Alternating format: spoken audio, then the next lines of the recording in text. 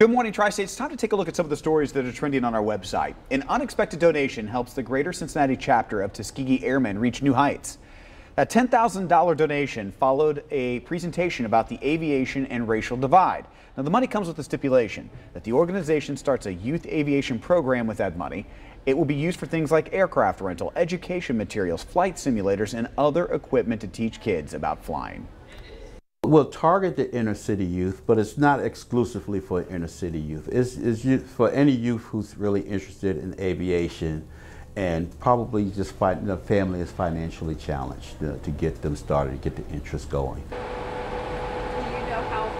Now you get to see some of the flight simulators and what kind of skills this program offers to the inner city youth. Lucy May is the reporter on this story. So you were there to see it firsthand. What kind of impact can this have on the youth? What was really interesting to me is that Marvin Bryce, who we just heard, talked about how not only can this introduce youth to careers in aviation, whether it's being a pilot or being a mechanic or some of the lots of the different things that go into that, but it also can really open up their worlds because they may live in neighborhoods where they've never met anybody who's can fly a plane or has even flown on a plane. So he said once youth get comfortable and know they can, work on these simulators and start to feel the kind of inspirational feeling you can get from flying an airplane, that it really opens a lot of doors to them. How many kids do they believe they can impact? He's hoping that they can start this program with about a dozen kids.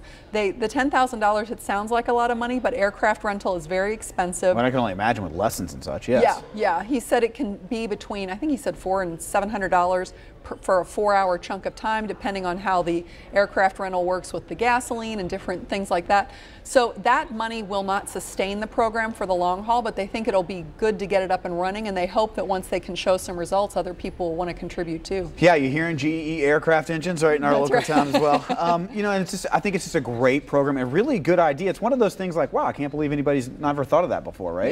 Yeah, it really is. And Marvin Bryce himself is a pretty inspirational person. He has a nonprofit called Soaring Spirits Aviation. He's a pilot himself, and he's not old enough to be a Tuskegee Airman. He's part of the chapter just to be interested.